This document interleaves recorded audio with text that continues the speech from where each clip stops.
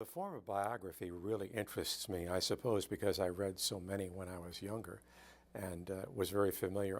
As a kid, I remember walking into the new Saratoga Public Library children's room and saying, I'm going to read every book in this place. And I just about did.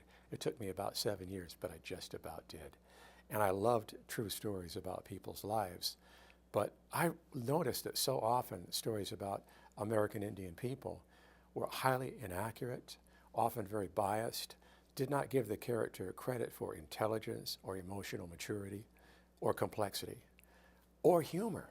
The lack of humor just shocked me because anytime I was around other Native people, there was always joking and teasing going on, even in some of the most serious situations. So when I decided to write biography, I wanted to try to bring those elements to the table and to tell things from a point of view that reflected a tribal reality that people in that tribal nation would recognize. And as I've written these books, I've never done them in isolation. I've never done it with simple research from texts. If I use text, I use primary material, but I go beyond that. I go to the actual tribal nation itself, speak with people, talk with descendants of these people, and try to get an understanding of how they would want the story told.